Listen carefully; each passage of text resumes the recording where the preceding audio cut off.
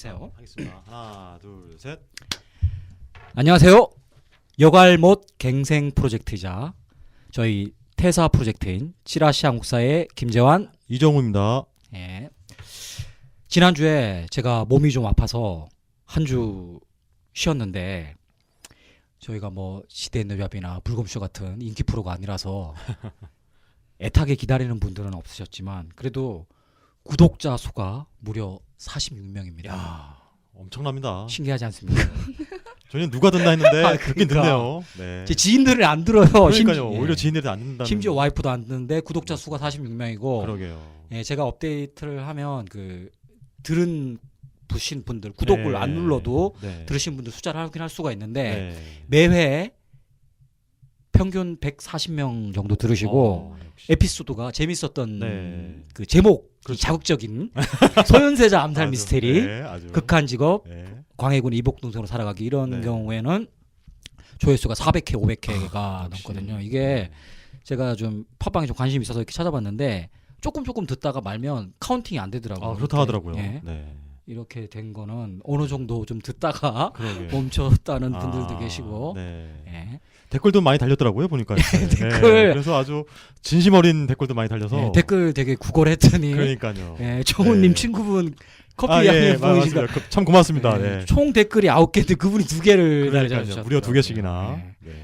그리고 8회 때인가 제가 커피 네. 쿠폰 쏘겠다고 그렇죠. 했었는데도 네. 근데 댓글 더 이상 구걸하지 않겠습니다.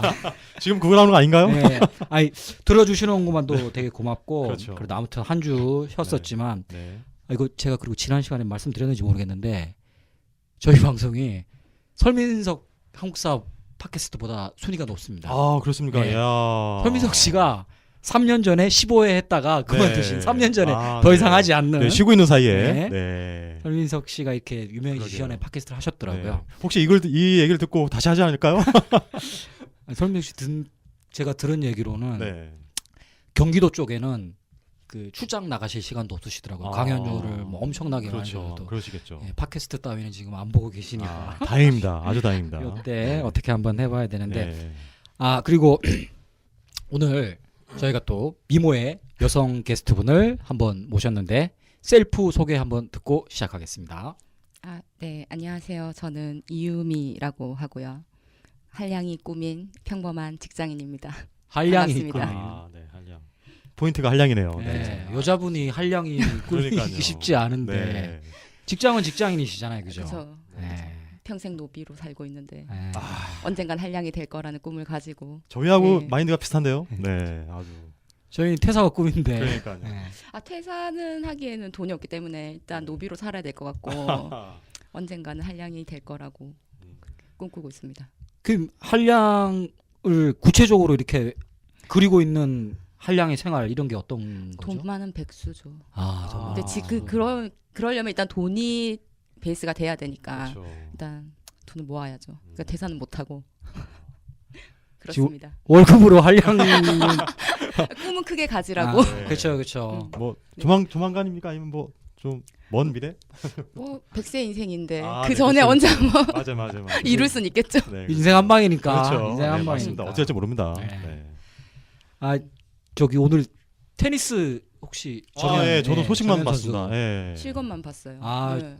전 이렇게 모든 스포츠를 다 좋아해가지고 이게 오늘 11시에 시작해가지고 우리 팀장이 10시 반부터 외근 나가서 아. 예, 제가 바로 그 밑에거든요. 그래서 네. 계속 점심시간에도 점심 음. 샌드위치 사가지고 먹고 봤는데 네. 아 재미있더라고요. 그렇죠. 아.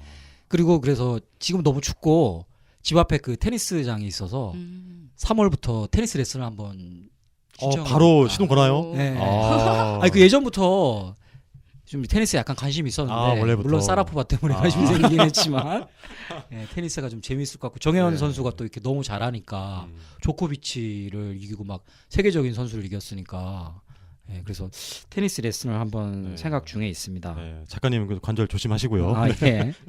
지난 한 주 근황 같은 거 정우 씨. 아, 예. 저는 뭐 항상 뭐 똑같은 그런 생활을 하고 있고요.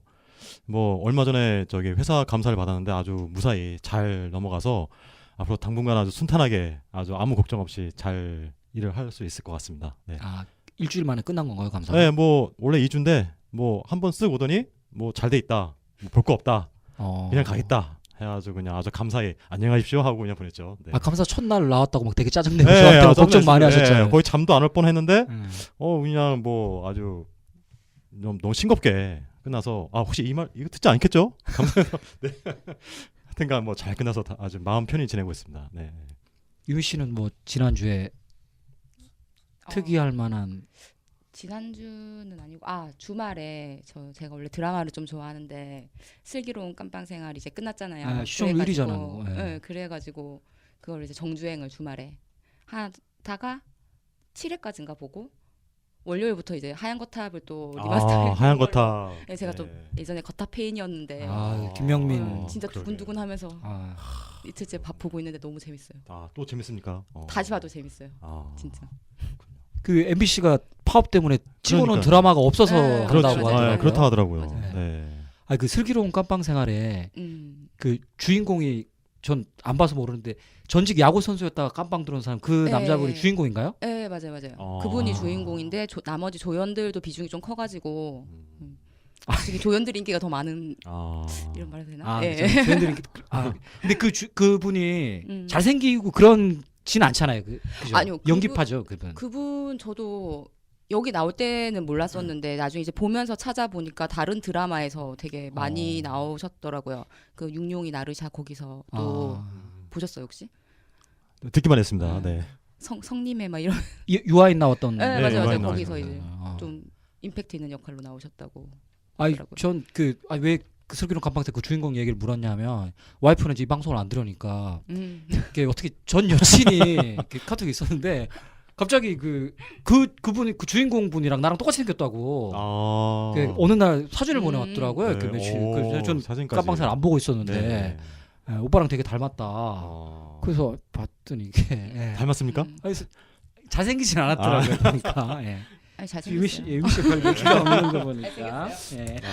듣고 보니 이제 앞으로 좀 드라마 좀 챙겨봐야겠다는 생각이 드네요. 네.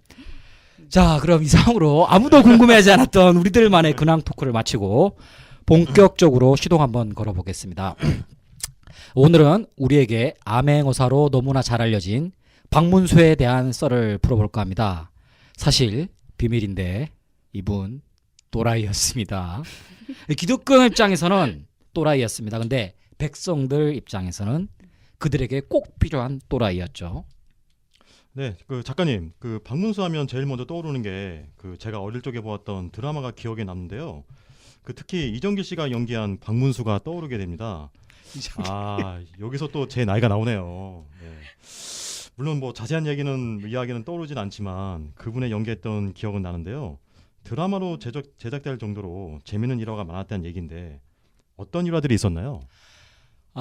이정길에서 지금 유미 씨 이정길 씨가 누군지 모를 것 같은데? 하얀 거탑에 나오시거든요. 맞다. 이정길 씨가 네, 하얀 거탑에 나오더라고요. 네. 근데 너 암행어사는 모르잖아, 이정길 씨는. 그죠? 그쵸, 처음 들어봤죠. 전혀 모르. 네. 우리도 네. 너무 어릴 때니까. 네, 그렇죠.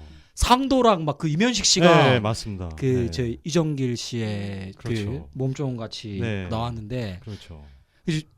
유미 씨는 당연히 모르겠지만 저희한테는 사실 아련한 이정길 추억이 씨가 있습니다. 예. 슈퍼히어로였잖아요, 그 시대에. 그럼요. 네. 그렇죠. 600만 불 사나이 막 이런 거랑 그렇죠. 함께 우리들은 슈퍼히어로였는데 네. 제가 어릴 때 한창 인기 절정일 때 제 친구의 아버지의 친구분이 이정길 씨였어요. 그래서 거기 친구 집에 놀러 갔었는데 네. 아내 친구 아버지의 친구분이 네. 이정길 씨가 거기 계신 거예요, 이정 씨. 암행어사가 있는 거야. 나 그러게요. 너무 놀랬어. 네. 내 기억으로 초등학교 1학년 아니면 유치원생이었을 텐데 근데 난 이제 막 사과 쓰고 이런 네. 막 이렇게 옆에 그러니까요. 상도도 있어야 되는데 네. 막 담배 피시고 막 너무 막 좀 내 슈퍼히어로인데 그런 기억이 있어가지고 근데 아무튼 이제 그런 암행어사는 기억이 있었군요. 대단했었죠. 네, 요즘은 좀 그렇죠. 그렇지만 네. 어디까지 얘기했죠? 그러니까 네. 갑자기. 네. 아까도 초반부에도 말씀드렸지만 이게 암행어사로 잘 알려지지만 그 백성들의 슈퍼히어로였습니다. 박문수 이분께서. 그리고 재밌는 사실이 하나 있는데 그 박문수보다 3살 어린 영조 임금과 굉장히 티격태격하면서도 환상적인 호흡을 일으키면서 엄청난 시너지 효과를 일으켰다고 합니다. 이 두 분 다 이 시너지 효과는 오직 백성만을 위해서 사용했다는 거죠. 그래서 이제 한국 구비문학 대계의 기록에 따르면 암행어사 박문수는 인물 설화 부분에서 97건으로 오송과 한음을 여유 있게 따돌리고 당당히 1위를 차지하고 있습니다. 대단하네요. 오송과 한음도 그런 많죠. 좀 특별히 기억은 안 나는데 네. 무슨 그런 게 되게 많았었는데 그렇죠. 근데 그거보다 더 많은 게 박문수라고 합니다. 그럼 유독 그에 대한 이야기가 왜 많은지 오늘 이야기를 들어보고 다 함께 유추해 보는 것도 괜찮을 것 같습니다. 그럼 우선 유미 씨가 조사해 주신 박문수님의 간단한 이력을 보고 가도록 하겠습니다. 네, 제가 아주 간단하게 말씀을 드리겠습니다. 일단 숙종 17년 1691년에 이제 출생하셨고 영조 32년 1756년에 사망하셨습니다. 본가는 고령이고요. 자는 성보, 호는 기은, 이조 판서 박장원의 증손으로 할아버지는 세마 박선이시고 아버지는 영운군 박항한이시며 어머니는 공조 참판 이세필의 따님이십니다. 32세 때 1723년 증광 문과의 병가로 급제해서 예문관 검열에 뽑혔고요. 그 이후에 뭐 대사성, 어사, 예조 참판, 호조 참판, 병조 판서 그리고 함경도 관찰사 등의 관직을 겸하셨습니다. 네. 그리고 고령박 씨가 처음 들어본 것 같은데? 그쵸. 저도 네. 박 씨는 밀양 박 씨만 그러니까. 들어봤어가지고. 어디 전주희 씨? 네, 전주희 씨. 네. 전 성산 이씨. 아 성산. 네네. 성산도 잘 못 들어봤는데. 잘 없어요. 처음 네. 들어보니까. 네, 잘 없어요. 고령박 씨랑. 네. 왕족이시네요. 뭐 그렇다고 하더라고요. 네. 네. 왕족인지 아닌지는 잘 모르겠고요. 네. 뭐돈 주고 샀는지는 모르겠습니다. 저도 경주김 씨 신라 왕족 네. 추사 김정희 선생님 또 그렇죠. 그때 김정희 편에서 네. 밝혀졌죠. 네. 쓸데없는 얘기였지만 네. 아무튼 고령박 씨였고 32세 때 네. 이렇게 과거를 봤다고 했는데 여기 이제 요 얘기 또 들어가겠습니다. 이게 만으로 했나 보네 이때. 그래서 제가 이제 자료들 쭉 조사하다 보니까 박문수에 대해서 구전설화 좀 재밌는 게 있어서 하나 가볍게 스타트 끊어보겠습니다. 박문수는 8살 때부터 아버지 없이 홀어머니 밑에서 자랐습니다. 어머니의 헌신과 박문수 개인의 노력이 있었기에 훌륭히 잘 자라긴 했으나 이게 또 부담이 컸을 것 같습니다. 나를 위해 모든 걸 헌신한 어머니를 위해 반드시 나는 성공해야 된다는 부담감.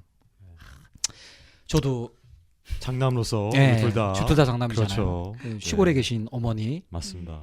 저희 아버님이 또 경제적으로 되게 넉넉하신 그 어머니한테 제공해 주시지 못했기 때문에 네. 그렇지만 저희 아버지 굉장히 훌륭하신 분이십니다. 네. 훌륭하신 분이시지만 저희 어머니가 굉장히 저한테 기대가 크셨죠. 맞습니다.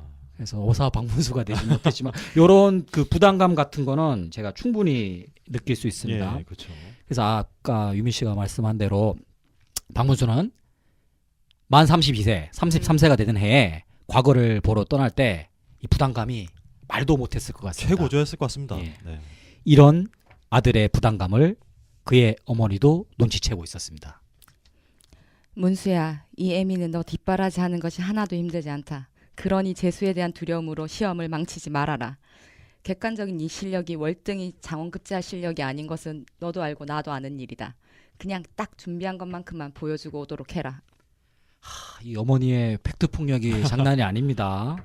근데 사실 어머니가 자기 아들한테 이렇게 말하는 게 굉장히 어려워요. 다 우리 아들 최고다. 뭐 부담 갖지 말고 그렇죠. 해라 하는데 그렇죠. 그렇게 더 부담을 갖는데 오히려 맞습니다. 이렇게 말해주니까 부담이 더 없지 않았을까. 이 어머니도 제가 보기에 보통 어머니는 아니었던 것 같습니다.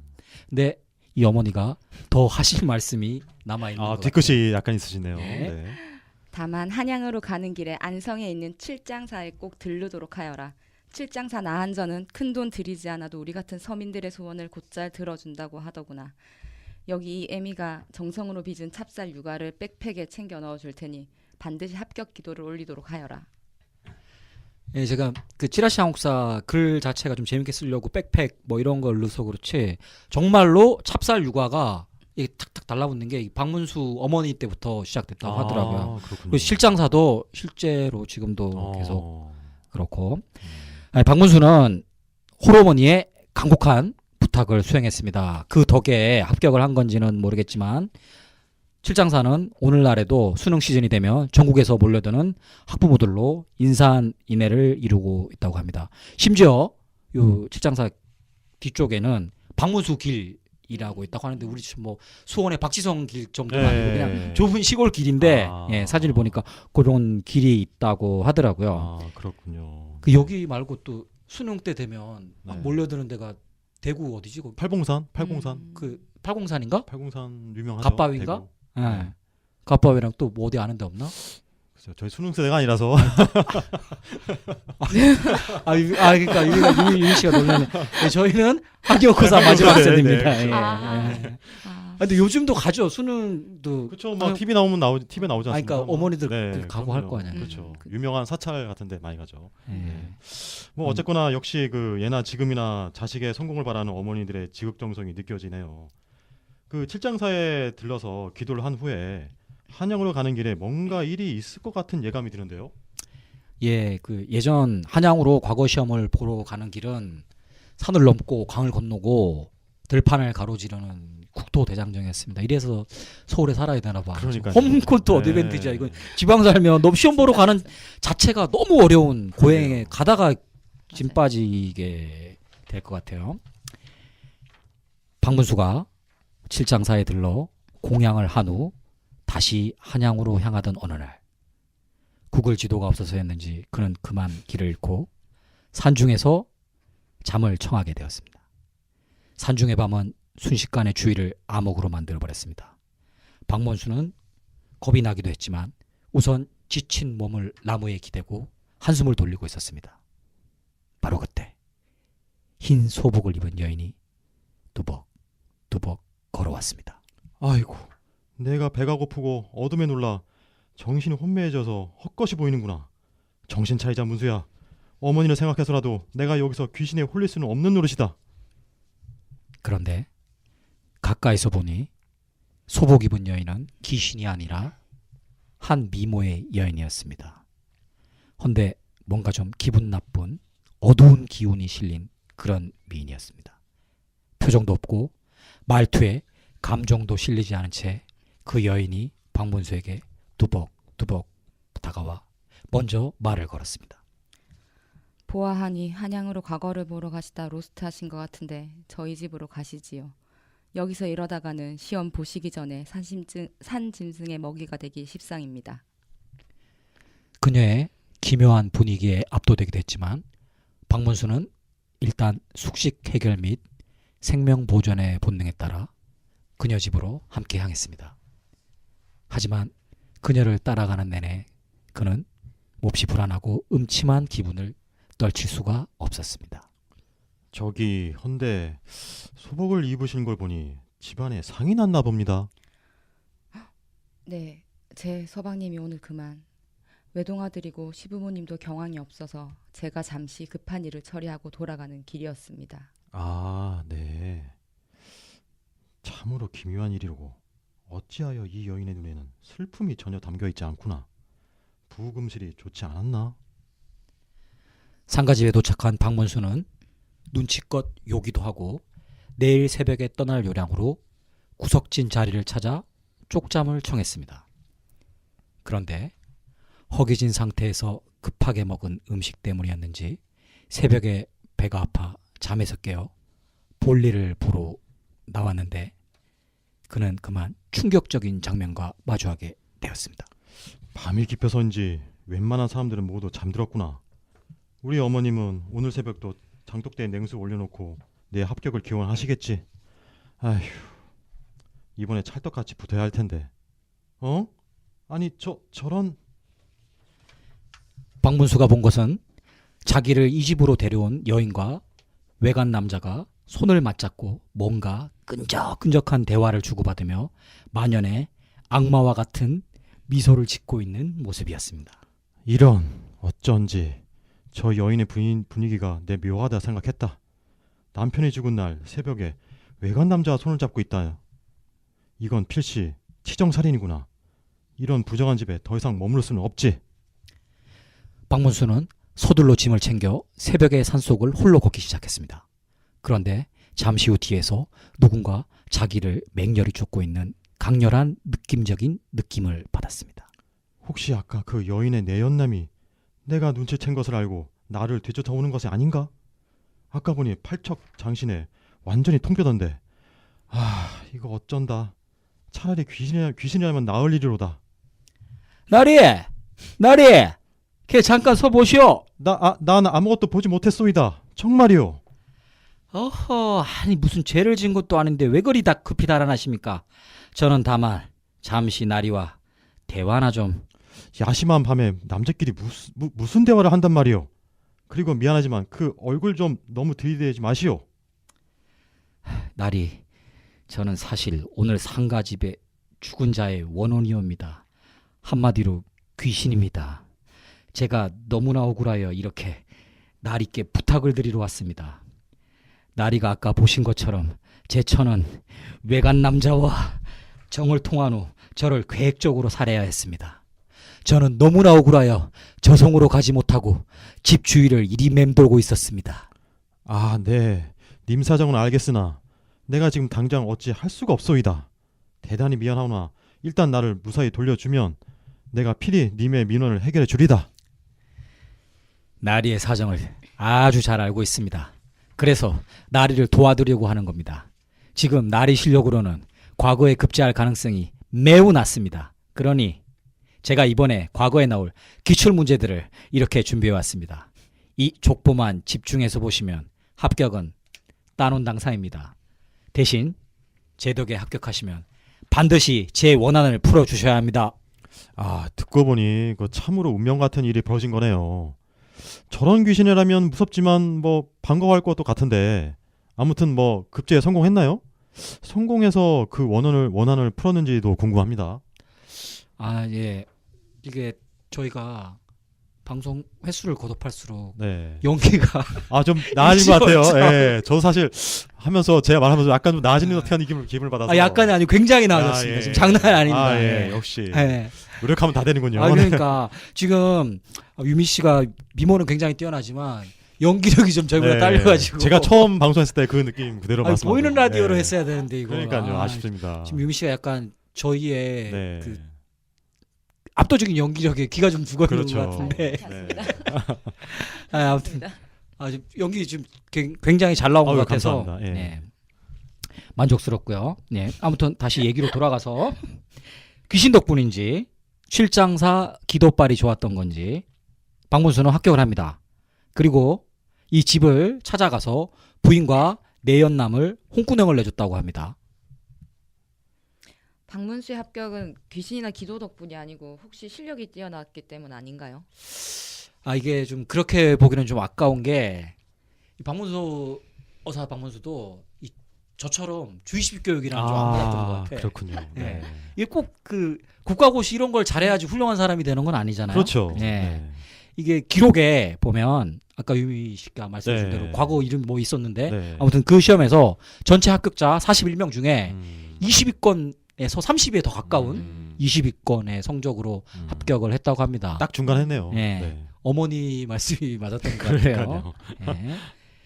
근데 이제 설화를 제가 좀 준비를 해봤는데 설화 이렇게 저희는 또 연기에 빠져가지고 그러게요. 아마추어라서 잘 몰랐는데 들으시는 분은 어땠는지 좀 재밌었나요? 유미 씨는 설화가 좀 재밌었나요? 괜찮았나? 네, 저는 재밌었어요. 재밌었죠? 네, 저도 재밌어요. 네. 네. 재밌었. 그렇죠. 이게 제가 사실 그 찌라시 한국사 책 계약을 마치고 나서 네. 건방진 마음에 네. 한국사는 또 성공할 거라는 예상을 하고 다음 책으로 설화 책을 써보고 싶어서 예. 제가 정호 씨한테는 그렇죠, 말씀을 네, 드렸지만 맞습니다. 네.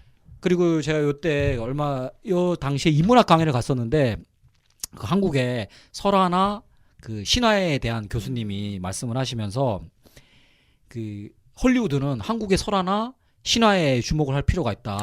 그리스 로마 신화라는 게 다 많이 그렇죠, 많이 이미 알려져 있죠. 소진이 됐고 네. 우리나라 설화나 신화가 너무너무 재밌으니까 앞으로 10년 20년 후에는 네. 이게 굉장한 영화나 이렇게 마블의 영화가 될 수도 있다. 그런 교수님의 말을 듣고 한 발 앞서가야겠다. 그렇죠. 한 발 앞서가야죠. 한국의 안데르슨이 돼야겠다. 그래서 제가 설화 이야기를 막 수집을 했습니다. 설화 이야기를 수집을 하고 그때도 그 영향으로 이 박문수 얘기에 대해서 설화가 너무 많은데 재밌는 걸 좀 제가 이렇게 추려서 귀신 얘기나 이런 거를 넣었는데 저 와이프가 제 글을 항상 제일 먼저 봐주거든요. 그렇죠. 네. 재미없다고 너무 뻔하다. 재밌는데. 네. 이외에 제가 몇 개를 더 설화를 썼는데 네. 뭐 두꺼비 나오고 이런 거거든요. 두꺼비가 은혜 갚는 거 아니야? 막 이러면서 아니, 너무 뻔하다고 쓰지 말라고 그래가지고 네. 제가 또 말씀드렸지만 이 설화를 수집하기 위해서 1983년도에 나온 책이 있더라고요.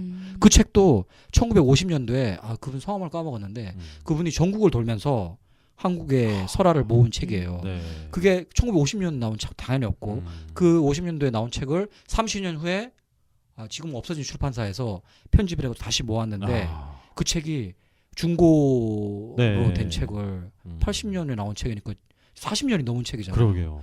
마치 막 그 고대의 책을 얻은 것처럼 구해서 썼는데 잘 간직만 해도 그 역사적 가치가 있을 것 같습니다. 예, 그래서 제가 한 5편 정도를 썼는데 네. 다 택제를 맞아가지고 네. 근데 이 설화는 괜찮지 않나요? 요거를 그러니까요. 좀 더 해서 네. 저는 계속 좀 써볼 생각이긴 합니다. 어차피. 네, 충분한 스토리텔링이 될 것 같기도 해요. 네. 네, 맞습니다. 네, 재밌는 설화 얘기 잘 들었습니다. 그럼 박문수가 경상도 관찰사로 재직 시에 그 뛰어난 능력을 보여주던 일화가 있다던데 소개해 주시죠. 관찰사 날이 지금 영일 만에 미확인 물체가 마구 떠다니고 있다는 보고이옵니다. 이로 인해 백성들이 불안에 떨고 있습니다. 그래. 그럼 어서 현장으로 가보자. 내가 직접 눈으로 확인한 후에 비상대책위원회를 즉각 구성하도록 하자. 그런데 넌 이방이냐 넷이냐? 예, 이런 것이 우리가 바라는 리더의 모습이 그렇죠, 아닐까요? 맞습니다. 예, 망망대해에 물건이 떠다녀도 어사 박문수는 현장으로 달려갔습니다. 하물며 사람이 탄 배가 가라앉고 있는데도 행방을 알 수 없는 리더는 지금 503호에 있죠? 그러니까요. 네. 네. 그러면 안 됩니다. 아니 이것은 각종 가재도구가 아니더냐? 이게 어찌된 일인고? 가만히 있어보자.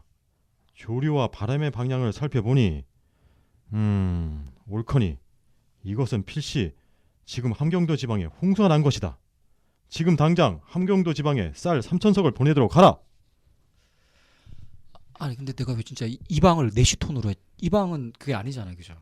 근데 어릴 때 사극 같은 거 보면 이방도 약간 가는 목소리 내는 이미지가 있었는데 그런 걸로 알고 있었죠. 네. 근데 별로 안 어울리는 것 같아서 내시톤은 안 하겠습니다. 네네네.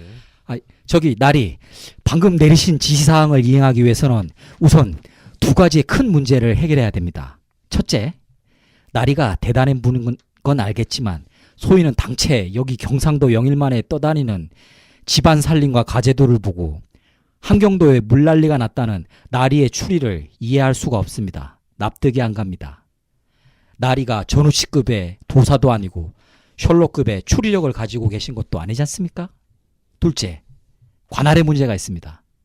나리가 미국의 주지사도 아니고 조선에는 임금이 계신데 경상도의 곡식을 왕의 결재도 없이 함경도로 보내기에는 우리 조선의 행정 절차가 복잡해도 너무 복잡합니다. 혹여 행정 절차를 무시하고 보낸다고 해도 이는 나리가 다시 중앙정계로 올라갈 때 필시 나리 커리어에 엄청난 스크래치가 생길 것입니다.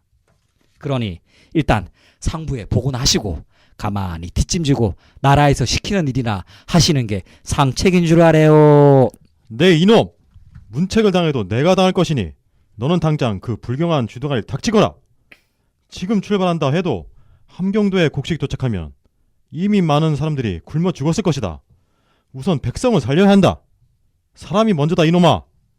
그리고 내가 출세나 개인의 영달에 목매는 그런 자로 보이느냐? 예, 그런데 놀랍게도 진짜로 함경도 지방에 물난리가 난 것이 후에 확인이 됐습니다. 근데 박문수는 이방이나 밑에 참모들의 만류도 뿌리치고 똥꼬집과 억지를 부려서 왕 결재 없이 먼저 곡식을 보내서 함경도 지방의 백성들이 큰 도움을 받았다고 합니다. 야 정말 듣고 보니 대단한 통찰력이네요. 조선시대뿐만 아니라 그 우리나라에도 참 필요한 공무원상이 아닐까 싶습니다. 박문수의 통찰력은 백성들에게 행운이었고 행정 절차와 그 자신의 출세에도 아랑곳하지 않고 오직 백성만 생각하는 그의 마음은 그 당시 기득권 세력에게는 뭐 재앙 수준이었을 것 같습니다. 네. 이제 박문수의 영혼의 단짝 영조가 나오는데 정조하면 이서진 그렇죠. 떠오르는데 영조하면 떠오르신 유미 씨는 이순재, 이순재? 송강호. 아 송강호, 이순재, 송강호가 최근 아닌가요? 이순재는 아, 영조한 거 저 있었나? 기억 안 나는데요. 아 조상조 500년? 조선조 500년 기억하시나요? 안 봤을 것 같은데. 아 그러니까요. 아 그때 이산에서 이산에서 이산. 정조 영조 같이 나왔어. 여기서 제가 드라마를 또 안 봐서. 네. 이산을 여자들이 많이 왔어. 그렇죠, 그렇죠. 이서진 또 이서진 그래갖고. 때문에. 아, 네 그렇군요.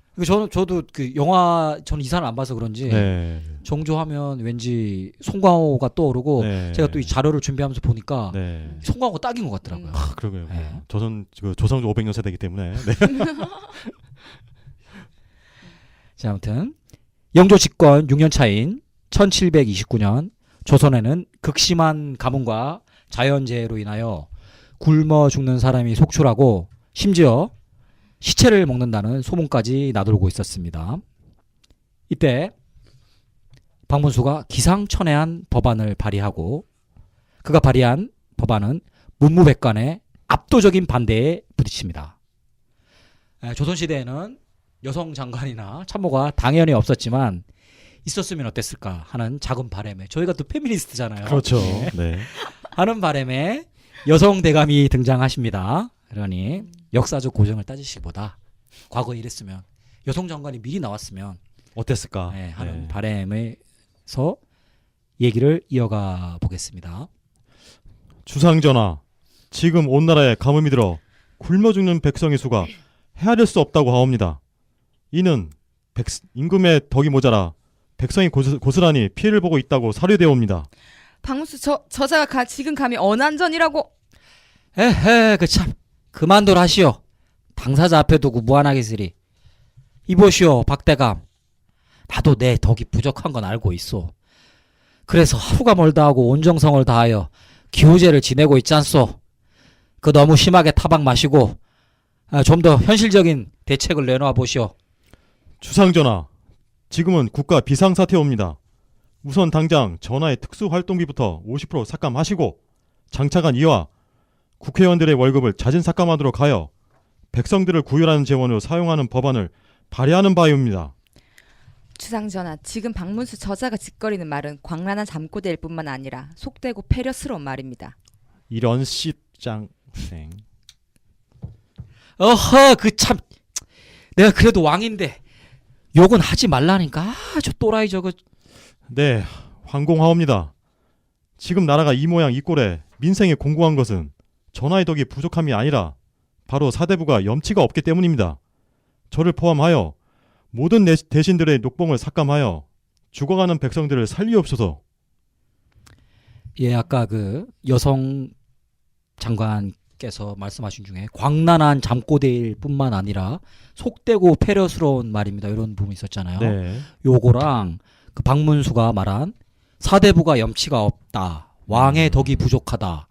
이건 실제로 사료에 나오는 실록에 이런 대화가 그런 왔습니다. 대화가 있었군요. 예. 네. 그 서로 막 이렇게 면전에서 왕 앞에 그러니까 두고. 설전이 왕도 완전히 욕도 하고 막 욕도 하고 네. 박문수는 그 사대부들은 막 이제 박문수를 욕하고 음. 광란한 잠꼬대일 뿐이다. 자기들 월급을 삭감하자고 네, 하니까 그렇죠. 박문수는 그런 기득권들 앞에 있는데 염치가 없다고 할 음. 정도로 예, 이분은 이런 박문수의 법안은 당연히 받아들여지지 않았습니다. 영조는 기득권에게는 또라이 취급받고 했지만 박문수를 그 누구보다 아꼈다고 합니다. 박문수는 백성들을 위해서는 왕 앞에서 독설도 소삼지 않았지만 대인배 영조는 이런 박문수의 애민정신을 이해했음은 물론입니다. 자기도 애민정신이 그렇죠. 있었으니까 네. 그랬겠죠. 그래서 둘은 최고의 파트너였다고 할 수 있는데 이게 또 최고의 파트너 하면 전 대본을 쓰는데 나도 모르게 서수남학청이 아저씨가 나왔는데 나이는 속일 수 없죠. 네. 네, 나이는 속일 수 없습니다. 그래서 네, 좀 약간 그렇죠. 어린 척 하려고 듀스 할까 했는데 듀스는 왠지 또 약간 이렇게 그런 콤비의 그렇죠, 느낌보다는 콤비는 듀오니까 그렇죠. 유희 씨가 생각하는 네. 최고의 듀오 이런 거 누가 했죠? 최고의 듀오. 난 많이 맨인 블랙 떠올랐어. 맨인 블랙. 좀 아, 그 윌 스미스랑 그 아저씨 있잖아. 그런 것도 아. 지금 이렇게 영조랑 박문수 같은 그런 듀오들 TV나 떠오른 거 정호 씨랑 유미 씨는 서수남 화정인 아저씨 말고 뭐 없나? 갑자기 뭐 물어보니까 생각나는 게 없긴 한데. 난 김숙 송은이 정도. 아, 네. 역시 페미니스트. 역시. 페미니스트 역시 네, 김숙 맞아요, 성원이 맞아요. 맞아. 요새 핫하죠, 굉장히. 네. 네. 그러니까 김숙이 저기 나이가 어리니까 박문수고 그렇죠. 송은이가 또 왠지 영주 그때 정리 조금 해주고 그러니까 네, 딱 맞겠다. 네. 그러면 박문수랑 영조는 김숙 성원인 걸로 현대로 치면 네, 그러게요. 아, 참 재밌습니다. 네. 뭐 하여튼간 비록 뭐 법안이 통과되지 않았어도 정말 속 시원한 사이다 발언이었네요. 이렇게 직언하는 분들이 많이 나와야 할 텐데 그때나 지금이나 참으로 아쉽습니다. 그 영조가 박문수에 대한 애정을 보여주는 일화가 또 있다면서요? 네, 박문수가 외교 특사로 청나라를 방문하기 전날 밤 회식 자리에서 있었던 일이라고 합니다.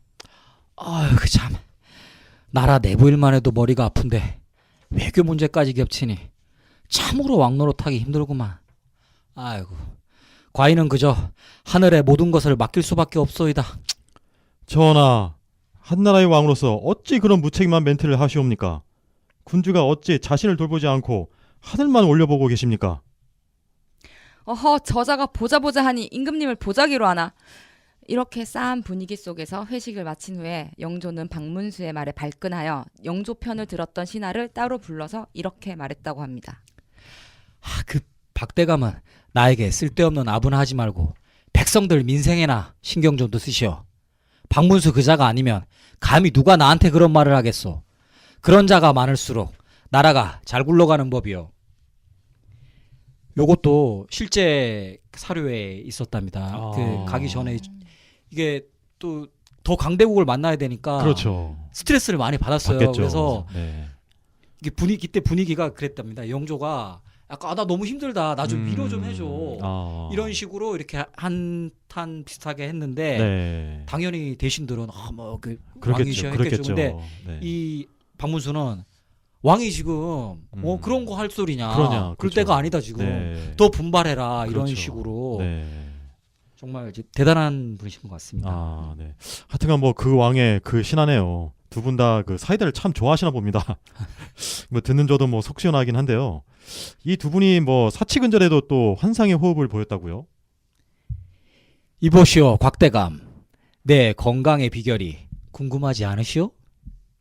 영조는 극한의 스트레스를 요하는 조선의 왕이라는 직업에 무려 52년에 종사했습니다. 그리고 그의 인생은 80을 넘었는데요. 오늘을 사는 우리도 그의 장수 앤 건강 꿀팁을 들어보고 실천해 보시죠. 전하, 참으로 궁금하옵니다. 어서 빨리 정보를 공유하여 저희들도 무병장수할 수 있는 길로 이끌어 주시옵소서. 생각보다 간단하오. 내 건강의 비결은 왕이 된 후에도 꾸준한 소식과 채식 위주의 식단을 지켰기 때문이요. 또한 이 용포도 비단이 아니라 무명 아니면 모시온만 고집하고 있어. 고로 욕심을 버리는 것이 내 건강의 비경이랄까? 주상 전하, 신들도 오늘부터 당장 소식으로 인하여 남은 곡식을 백성들에게 나눠주고 비단 옷도 자제하도록 하겠습니다. 집안에 남는 옷은 전국의 헐벗은 백성들에게 나눠주는 시스템을 구축하도록 하겠습니다. 소인이 관리들의 의상과 식습관을 관리하는 관장 업무를 맡게 해주시면 열과 성의를 다해 임하겠습니다. 진짜 대신들은 박문수가 진짜 얄미웠을 것 같습니다. 그날 이후로 신하들은 입궐할 때 일부러 안 좋은 옷을 입고 입궐을 했다고 합니다. 아, 정말 그 뭐 멋집니다. 정말 속이 후련하고요. 그런데 그 박문수의 그 아이디가 소금장수라는 이야기가 있던데 이건 또 무슨 소리입니까? 요 얘기 잠깐 하기 전에 네. 그 용조가 굉장히 길게 하셨잖아요. 그렇죠. 52년 오래 살았으니까 네. 또 더 노련해지니까 사대부들도 기득권들도 되게 파워가 있지만 네. 노련해지고 하니까 이런 식으로 눈치를 보면서 일부러 아. 진짜 실제로 뭐 궁에 안 들어오는 날은 좋은 옷 입고 있다가 아. 입거라는 날은 일부러 막 갈아입고. 나쁜 옷 입고 들어오고 어. 실제로 그 영조는 그 백성들을 생각해서 막 네. 특히 가뭄이 들거나 네. 풍작이 들었을 때는 평소에도 반찬을 많이 안 드셨는데 특히 그럴 때 백성들이 있는데 막 상을 많이 차리고 오면 물리치시고 막 버리고 옷도 굉장히 검소하게 입으셨다고 아, 하더라고요. 그렇군요. 네. 네. 자, 792년 아까 흉년 들어서 이상한 법안 발의했을 때 그렇죠. 있잖아요. 그때로 네. 잠시 네. 돌아가 보도록 하겠습니다. 기득권들의 반대로 관리들의 급여 차감 막 자기 돈 깎자고 하니까 그렇죠. 당연히 안 받아들였죠. 네. 이게 받아들이지 않자 박문수는 참지 않고 또 다른 걸 제안하는데 그 제안이 기가 막힙니다. 주상전하가 신하들을 이기지 못하였으니 왕실에서 그 책임을 지셔야 할 줄 아리옵니다. 어허 참으로 끈질긴 자구나. 나도 당신만큼이나 백성을 구하고 싶다. 일단 대책이나 들어보고 내가 책임을 지든지 양보를 하든지 결정을 하겠다. 저 또라이 저거 진짜. 왕실에서 직접 관리하는 소금 생산에 대한 독점권을 풀어주십시오. 그리하여 주신다면 제가 직접 현장에 나가 생산해낸 소금으로 돈을 벌어서 굶어 죽는 백성들을 구하겠나이다.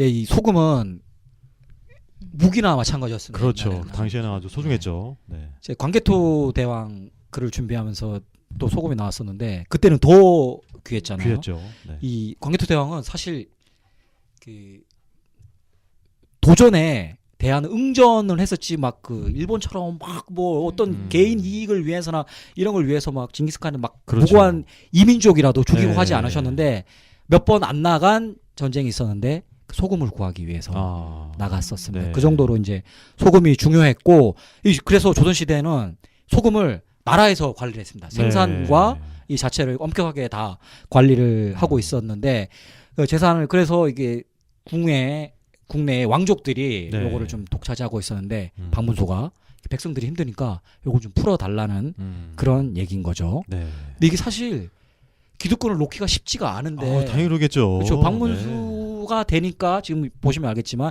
영조에게 요청을 했고 영조는 박문수의 제안을 흔쾌히 받아들입니다. 그래서 박문수도 대단하지만 영조도 유연한 사고를 가진 왕이라는 것을 알 수 있습니다. 영조가 소금을 현장에 가기 전에 박문수에게 이렇게 얘기했다고 합니다. 헌데 내가 대감의 성격을 모르지 않기에 걱정이 돼서 하는 말이구만. 그 소금 굽는 일이 보통 힘든 일이 아니라고 들었어. 뜨거운 가마 속에서 10시간 넘게 일을 하다 보면 과로사로 죽는 사람도 더러 있다고 하던데 그 공은 성격이 지랄맞아. 분명히 현장에 가면 손 놓고 가만히 있지 않을 것인데 부디 건강은 해치지 말도록 하시오. 하지만 박문수는 영조의 예상에서 한치도 벗어나지 않고 지랄맞은 성격을 이기지 못하고 중인이나 하인들과 같이 소금 생산에 현장에 투입했다고 합니다. 때로는 땀에 흠뻑 젖은 채로 입거를 하는 경우도 있었는데 이때 그 별명도 얻게 됐고 잘난 우리의 기득권들이 박문수를 향해 손가락질과 뒷담화에 여념이 없었다고 합니다. 아이고 말세야 말세. 사대부 채통이 어디 어물전 망신 꼴뚜기가 시킨다더니. 이번 기회에 아주 소금 장수로 전업을 하려나 봅니다. 소금 장수 박문수라 어감이 괜찮습니다. 뭐 며칠 저러다 말겠지요. 어지간한 장정도 버티기 어려운 극한 직업이라고 합디다. 근데 그 오늘 유미 씨 처음 오셨는데 네. 대사가 네. 되게 야비하고 주인공은 못해도 좀 네. 좋은. 근데 왜 이렇게 됐지? 죄송하지만 약간 그쪽이 어울리신 것 같기도 하고. 뭐지? 네.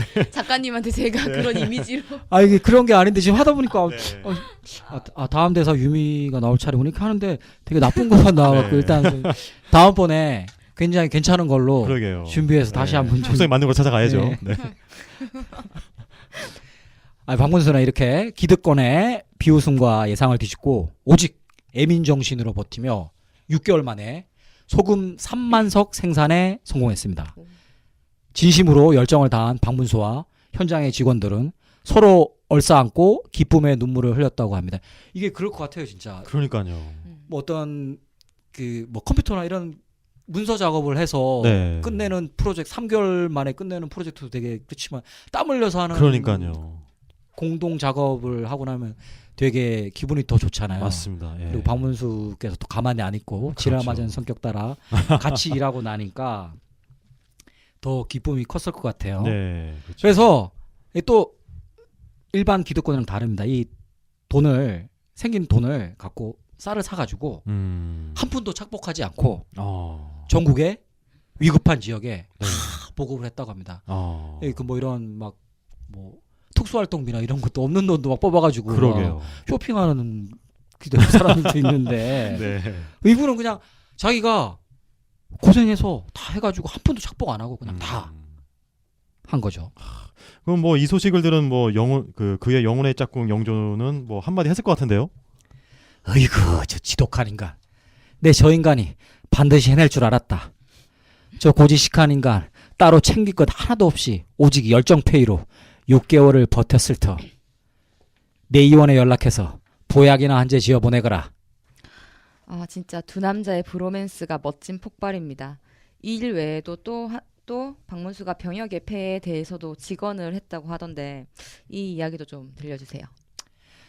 예, 이게 진짜로 둘이 서로를 아끼고 밀어주고 확 당겨지는 게 좀 느껴지지 않습니까? 그렇죠. 네. 그리고 이제 드디어 마지막 문제.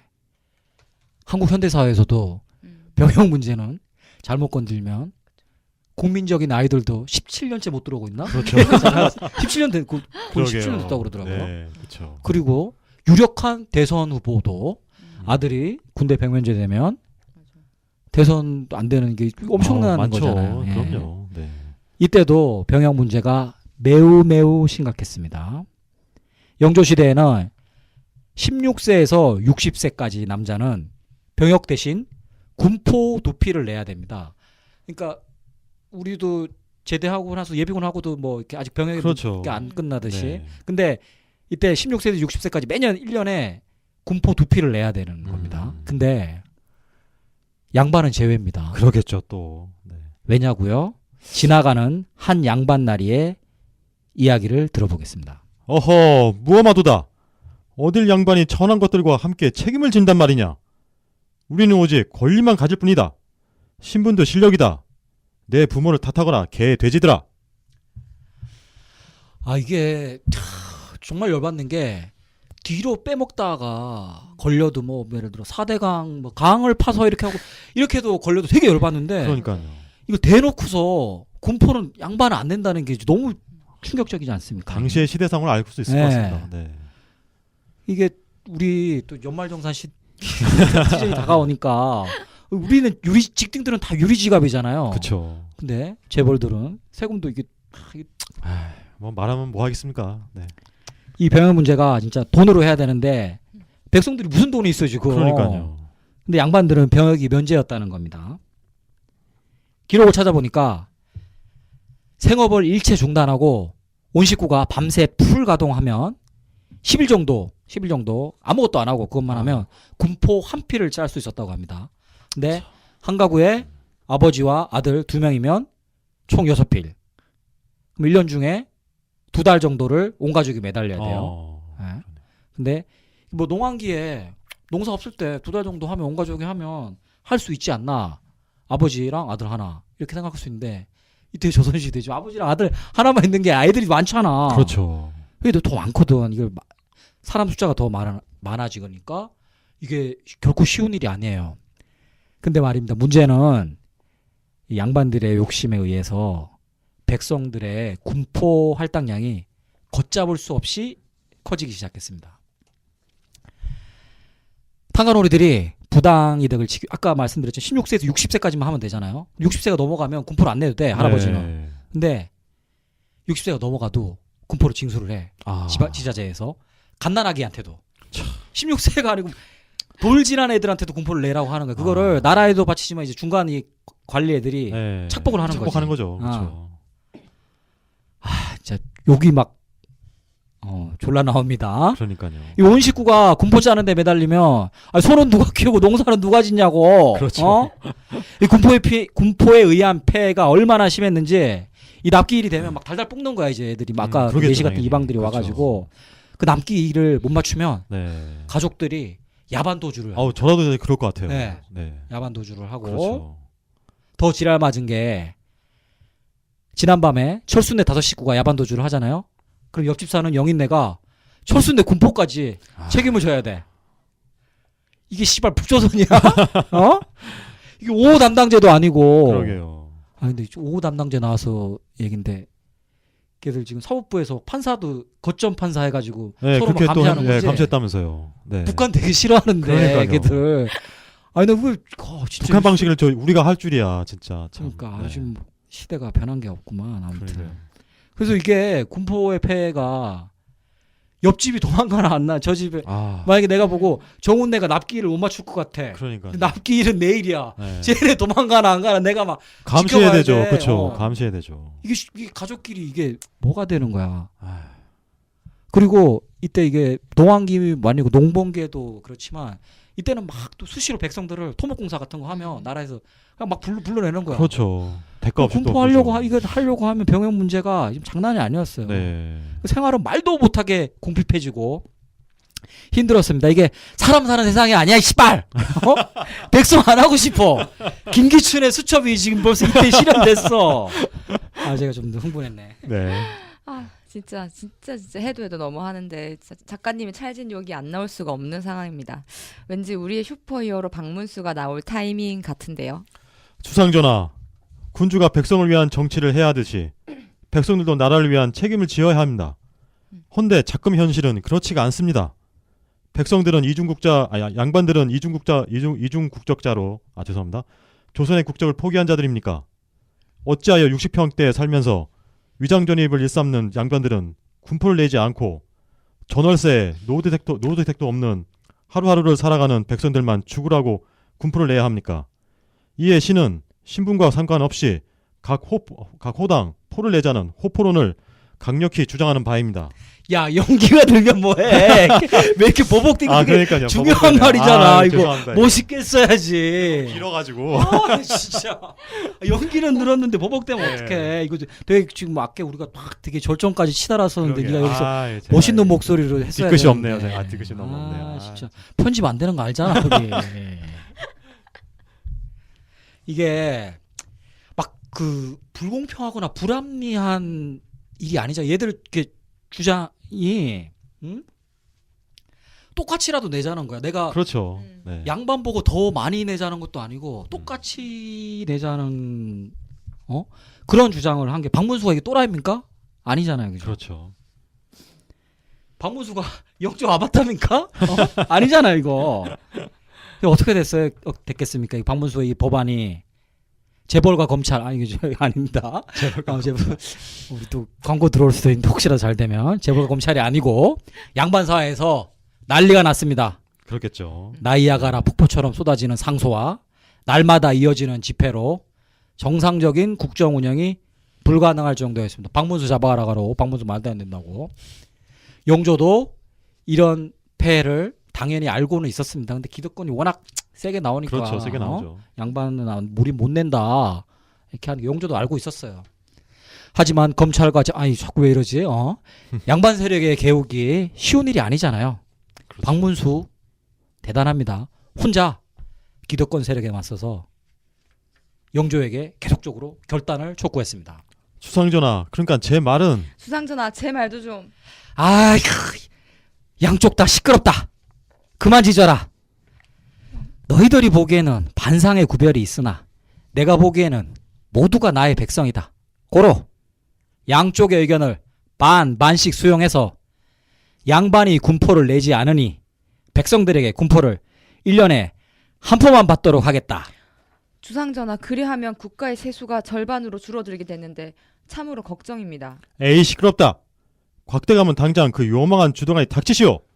당신들 하는 꼴이 참으로 가관이오.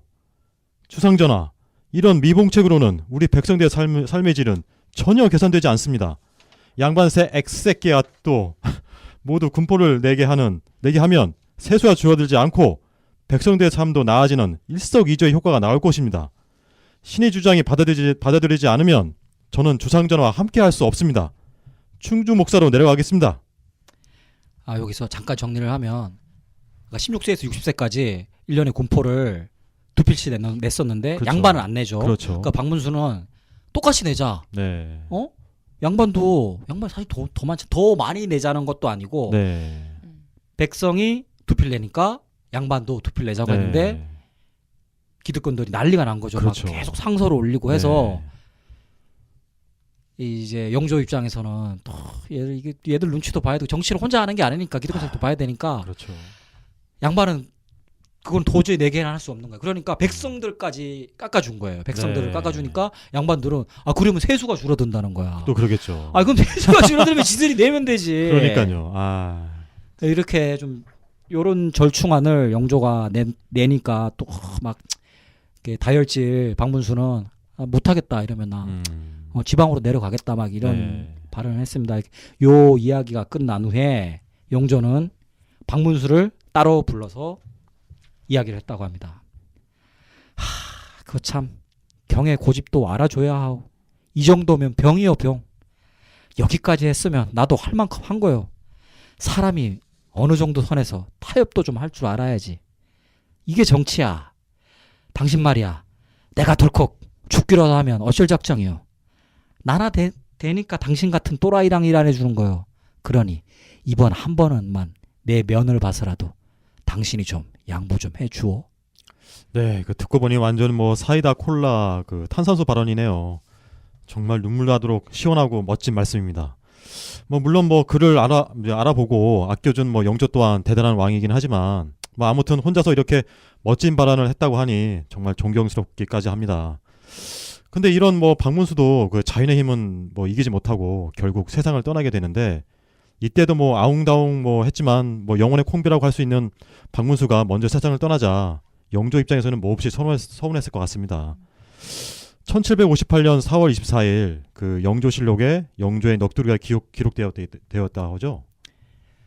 나의 마음을 아는 사람은 영상밖에 없었다. 이제 그 누가 나의 마음을 알아주겠는가. 영조는 이런 허전한 마음과 슬픔을 가지고 박문수보다 무려 20년을 더 살았다. 슬프지만 그러게요. 그렇죠. 영혼의 단장이 떠났지만 내 삶은 내 삶이고 네 삶은 네 삶이니까. 이게 정우 씨 어떻게 하다 보니까 지난 시간에 정명공주 막 우씨왕후까지. 그러게요. 네. 랭킹에 오르는데 랭킹. 아니 무슨 조선시대 고려시대인데 평균 연령이 80이야. 그러니까요. 가까운 미래에 애민 정신으로 똘똘 뭉친 영조와 박문수, 김숙, 서원이를 잇는 정치계에서도 이런 환상의 콤비를 다시 한번 만나보면 좋겠습니다. 그러게요.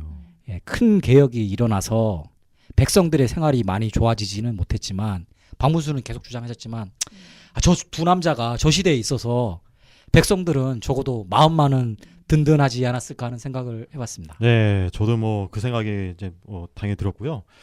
처음에 제가 드라마에 본 박문수에 대한 이미지를 말씀드리긴 했는데 이러한 일화를 들어보니까 참 대단하고 존경스러운 분이었네요.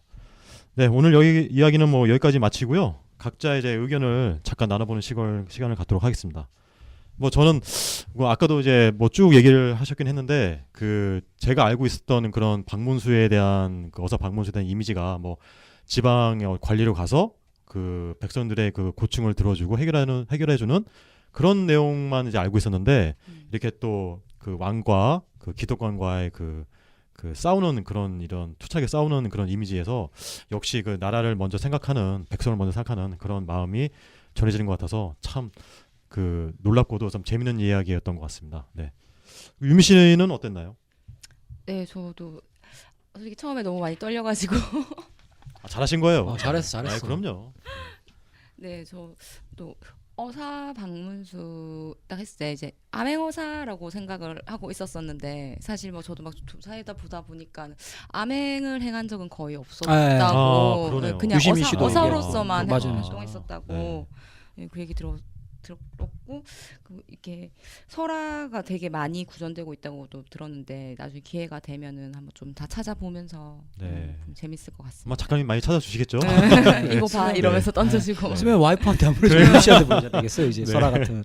아 그리고 유미 씨 뭐 오늘 팟캐스트 처음 한 건데 개인적인 소회, 팟캐스트 자체에 대한 개인적인 소회나 뭐 최 사장님한테 한마디 혹시 들을지 모르겠지만 유미 씨가 저 지대에는 최 사장님을 되게 좋아하시거든요. 아, 그래서 그래서 야망 있는 여자의 오늘 이 방송을 발판으로 삼아서 언젠가 최 사장을 네. 만날 수 있지 않겠냐 하는 걸로 제가 오늘 꽂혔어요. 고백의 시간이 되겠네요. 네. 네. 요새 첫- 안 하십니다. 네. 팟캐스트 한번 해보니까 오늘 어떠셨는지. 되게 생각했던 것보다 되게 좀 쾌적하고 쾌적하고. 네네. 좋네요. 되게 경직된 분위기일 줄 알았는데 밝고 괜찮네요. 다른 데보다 네. 여기 8,000원 더 비싸요. 아 그래요? 진짜 재밌는 것 같아요. 네. 그랬습니까? 네, 좋았네. 좋은 경험이었습니다. 아 이게 왜 찾아서 혹시라도 들을 수 있죠. 에, 박문수 일화가 많은 이유를 제가 이제 조사 과정에서 알았는데 박문수는 워낙 유명하신 분이잖아요. 그렇죠. 안내원사고 그리고 이 보셔서 알겠지만 정말 애민 정신으로 오직 백성만 사랑한 바보셨거든요. 네. 근데 물론 이 백성들이 그 아까 영일만이나 이런 데서 뭐 한경도로 쌀 보내주 이런 건 아셨겠지만 네. 그 국내에서 군포를 개혁하는 거나 이런 거는 백성들은 당연히 몰랐을 거예요. 요즘에 인터넷이 있으니까 발의를 하는 걸 다 알지만 몰랐지만 이 외에도 워낙 많은 일들을 했기 때문에 백성들 사이에서도 이 박문수는 워낙 자기들을 생각하는 사람으로 유명하셨대요. 그래서 이 설화가 많은 이유 중에 하나가 아까도 말씀드렸지만 97건이 되는데 네. 그 조사에 의하면 박문수 말고 다른 관리들 이름이 알려진 어떤 뭐 애민정신 있는 관리들이 있을 수 있잖아요. 이런 게 막 예를 들어 충청도 지방에 막 전해지는 거야. 근데 이게 알려지지 않은 뭐 어떤 이정우 차관이었다. 이러면 내가 유미한테 얘기를 전해주는데 이정우 차관이 그렇게 때문에 잘 모르잖아. 네. 이게 박문수로 둔갑을 하는 거야. 그럴 수도 유미야, 있겠네요. 박문수가 이렇게 됐다고 하는 그러니까요. 이게 워낙 그 아이콘이 된 거죠 이분이. 네. 그래서 그 설화 중에 97건의 설화 중에 직책이나 그쪽 지방으로 가지도 않았는데 네. 박문수 한 이야기다 것처럼. 전해지는 게 네. 그런 식으로 보태지면서 민간에는 그게 또 그래야 설득력 있고 하니까 그렇죠. 뭐 이걸 가지고 막뭐 사실관계를 따질 건 아니지만 네. 그 정도로 네. 민간에서도 자기들을 굉장히 많이 아껴주시는 분들이었다는 거를 있었다고. 충분히 이해가 가는 네. 얘기입니다. 네. 그렇죠. 합리적 추론이 가능할 그렇죠. 것 같다. 네. 충분히 가능할 충분히 것 그럴 같다. 것 같아요. 네, 맞습니다. 오직 박문수만 이런 얘기가 많을 리가 없잖아요. 그러니까요. 다른 그리고 이름 알려지지 않은 독립 투사들도 많듯이 박문수 같은 분도 있었을 거예요. 분명히. 있겠죠, 당연히. 정계에 그렇죠. 진출하지 못했거나 네. 또 하급 관리지만 그렇죠. 이렇게 기록에 백성들- 남겨지지 않는 예, 네. 그런 분들이 많았기 때문에 박문수 설화가 또 음. 유명해지지 않았나 하는 생각이 들고요. 자, 저희가 회심차게 밀고 있는 코너 속의 코너. 코코나. 저희가 책이나 이런 거 좀 하고 있는데 사실 정우랑 저랑 둘이 진행할 때 시간이 너무 남아가지고 그렇죠. 1시간 빌려서 18,000원 결제하고 30분 녹음하고 네. 이런 게 지금 이어지다 보니까 다른 얘기를 저희가 워낙 책 읽는 것도 좋아하고 그렇죠. 예. 네. 페미니스트인 척, 글 많이 있는 척 하려고 하기 위해서 하는 준비한 코너인데 네. 제가 굉장히 흥미 있는 책을 발견해서 소개해 드릴까 왔습니다. 오유 오늘의 유머라는 사이트 아시죠? 여기를 대비한 공포 게시판에 글을 매번 올리시는 분이 계셨대요. 네. 아이디가 복날은 간다라는 분으로 말 올렸는데 이게 완전히 형식 파괴야. 뭐 기승전결도 없고 네. 바로 처음부터 그냥 보로 들어가가지고 굉장히 유명하신 그 기획자분이 뭐 나는 시간 강사단가 그 책도 내신 분인데 이걸 보고 이 글을 보고 이분한테 연락을 한 거예요. 복날은 간다 아이디를 보고 해가지고 갔더니 책을 내셔가지고 지금 굉장히 잘 팔리고 있다고 하더라고요. 그 책을 한번 내볼 생각이 있냐고 물어봤더니 이분이 뭐 이게 선입견 있는 건 아니지. 이분은 공장 노동자셨더라고요. 울산에서 계시다가 대구로 타일 기술을 배우러 오셨다가 굉장히 어릴 때부터 계속 이제 공당을 하셨나 봐요. 그리고 10년 전쯤에 서울의 그 물레동 그쪽에 네. 뭐 그런 주물 공장에서 이렇게 하시다가 너무 오랜 지금 85년생이에요. 나이도 되게 굉장히 어리세요. 어리네요. 네. 거의 작년에 그냥 너무 이제 내 삶에 좀 휴식을 주고 싶다. 그렇게 해서 그러고 나서 이제 글을 막 쓰신 거예요, 이분이. 글을 썼는데 사람들이 막 댓글을 달기 시작한 거예요. 너무 재밌다고. 아, 재밌다고. 네. 그때부터 3일에 한 번씩 업데이트를 새로운 글을 올려가지고 그게 총 모인 게 300개 글이 모여서 그 출판사의 기획자분이 책 3권으로 내자고 해서 가가지고 제가 이분이 그 요조랑 장강명이 하는 그 팟캐스트에 이분 네. 나오셨어요. 네. 제가 어제 오늘 이 얘기를 하려고 듣고 왔는데 영혼이 너무 맑아. 말하는 게 이분이 그 책을 내자고 하니까 이분이 처음에 이렇게 얘기했대요. 그 출판사한테. 책이 안 팔리면 어떡하냐고. 너가 나 같은 사람도 책을 낼 수 있다. 그리고 되게 나는 돈이 없다. 어. 책을 낼 수 없다. 네, 이렇게 얘기를 하더라고요. 그래서 장강명 씨 뭐 워낙 유명한 작가분. 장강명 그렇죠. 씨가 그러더라고. 나 너무 궁금하다. 당신의 상상력이 어떻게 써내냐. 막 책 많이 읽냐고 그랬더니 이분이 나 책 안 읽는다고. 그냥 상상만 한다고. 야.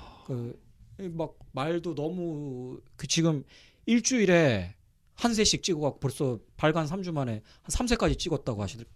작가 이름 네, 김동식 작가님. 김동식 작가님인데 책 그래요. 제목이 회색인가? 회색인가. 세 권이 나왔어요. 세 권이 나왔는데 벌써 3세까지 찍고 너무 잘 됐으면 좋겠고 이 팟캐도 우리 팟캐를 들어야 되는 남의 팟캐를 지금 뭐 그래서 너무 잘 돼가지고 여기 출판사에서 이분을 데리고 강원도에 그 소고기 유명한데 어디지? 횡성?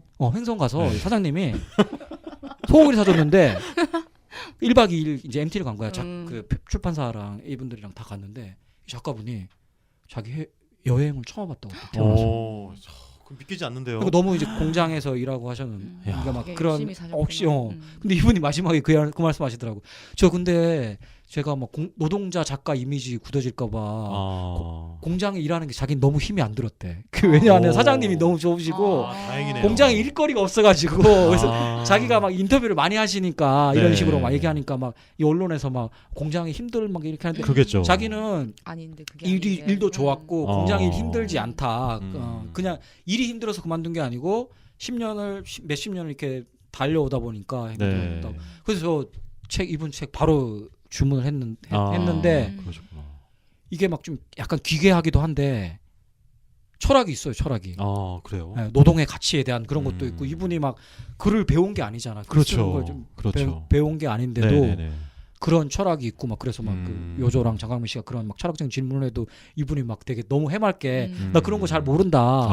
그냥 생각한 거 쓰고 막 이런 식으로 한다고 해서 이 회색 인간이란 책 그 굉장히 추천드리고 깨알 자랑하면 저도 오유에서 올린 글들이 배후배가 되고 했었는데 네. 오유 사이트에서는 또 이분이 굉장히 우리가 만든 작가다 이렇게 해서 그 우유에서도 많이 응원을 하고 한다고 해요. 저는 몇 개 올렸지만 이분은 네네네네. 다른 사이트 아무데도 안 가시고 오해만 했다고 하더라고요. 네. 그래서 장강명 씨가 뭐 너무 잘 나가는 소설가지만 시대를 대표하는 75년생 뭐 막 문학상도 많이 받았지만 그런 얘기를 하더라고요.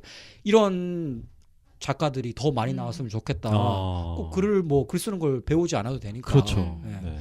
이분 막 너무 순수하고 꼭 잘 됐으면 좋겠으면 저 다음으로 잘 그러네요. 됐으면 좋겠어요. 이제 정말 잘 됐으면 좋겠네요. 네. 그런 분이 또 계시다니 참 네. 대단합니다. 주문해야겠다. 정우 씨는 뭐 혹시 뭐 저는 글쎄요 뭘 할까 하다가 그 저번 주에 저는 그 알랭드 보통의 그 불안에 대해서 왜 제가 뭐 잠깐 좋은 글을 소개했는데 사실 그것도 좀 제가 또 준비를 했거든요. 준비했는데 지금 그걸 준비를 읽을까 아니면 제가 요새 쓰고 있는 그 시 같지 않은 시를 한번 낭독을 한번 해볼까 고민하. 시 괜찮겠다. 시. 네, 근데 이건 뭐 이제 정통 시 그런 건 아니고요. 그냥 정말 가볍게 그냥 슥 지나가는 그런 거를 이제 좀 시 같은 걸로 쓴 건데 참고로 말씀드리면 이제 제가 그 뭐 재환 작가는 알고 있겠지만 제가 작년에 혼자 이제 3박 4일 제주도로 이제 홀몸 여행을 떠났어요. 떠났는데 그 다녀온 여행을 이제 제가 글로 장문의 글을 쓰고 나서 이제 좀 어떻게 한번 뭐 저도 뭐 책을 내볼 수 있을까 하다가 제 아는 그 지인이 한번 시를 한번 써봐라. 그래서 이제 시라고 해서 뭐 그런 뭐 뭐 이렇게 정통시 같은 그런 거 말고 정말 가볍게 뭐 인스타 같은데 올릴 수 있는 뭐 그런 거 가볍게 쓸 수 있는 거 한번 이렇게 한번 해봐라 이렇게 해가지고 해가지고 쭉 쓰고 있는데 그 중에서 제가 한번 이제 그 제가 지금 뭐 생각이 이제 이참에 한번 이렇게 좀 잠깐 발표라고 해야 되나? 하여튼 뭐 이렇게 발표를 하려고 하는데요. 버벅거리지 않을 거죠? 네, 버벅거리지 않겠지만 최초 공개. 네? 최초 최초 공개인가요? 공개. 공개하셨죠, 뭐. 최초 예. 공개. 최초 공개를 하고 있죠. 그래서 저도 이제 빠르면 올해 안에 뭐 이렇게 한번 음. 책을 한번 내보려고 목표로 하고 쓰고 있습니다. 그래서 일단은 그 제목은 15분 전이고요. 요 배경이 좀 있습니다. 이게 여행 중이다 보니까 이제 그 제가 게스트하우스라는 데서 이제 쭉 묵었는데 거기 이제 그 한 게스트하우스에서 오전 밤 8시 되면 이제 와인 파티를 해요. 근데 와인 파티 하는데 이제 낯선 사람들 거의 뭐 숙박하는 사람 중에서 낯선 사람 중에서 이제 모여가지고 같이 이제 파티하면서 서로 얘기하고 있는데 저는 이제 그 시간을 기다리면서 이제 쓴 글이에요. 그러니까 그 제목이 15분 전이거든요. 그래서 뭐 하여튼 부담 없이 한번 들어보시면 될 것 같습니다. 그래서 처음이라서 네. 제목 15분 전 택배를 주문했거나 누군가를 기다릴 때 나는 조급해진다. 모임 시간 15분 전. 거기엔 아무도 없었다. 주인장만 빼고. 궁금한 척, 관심 있는 척 하며 슬며시 테이블에 앉아본다. 딴청 피우며 기다리는 시간.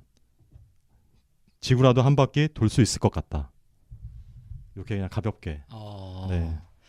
어떤 그 유미 씨는 그 결혼 안 해서 모르겠지만 유부남의 어떤 그 설레임과 애절함이 그렇죠. 저는 느껴집니다. 네, 유미 씨는 솔로니까 뭐 네, 그렇죠. 그런 일이 되게 흔하지만 우린 네. 그 둘 다 그 제주도 홀로 여행 가기도 힘들지만 어떤 낯선 사람들과의 만남이 네. 쉽지 않은데 그 15분 전이 사실 굉장히 떨리거든요. 그렇죠. 네. 그래서 간만에 정말 이 설렘이라든가 떨림이 정말 그때 확 와닿게 있어서 가지고 아직까지 그 추억이 좀 생생히 남아 있거든요. 그래서 이제 전에 말씀드렸다시피 올 4월달에 네, 재환 작가와 저하고 같이 둘이서 제주도 네, 가세요? 네, 제주도 가기로 했습니다. 네, 진짜요? 네. 이 느낌을 다시 한번 살려보기 위해서.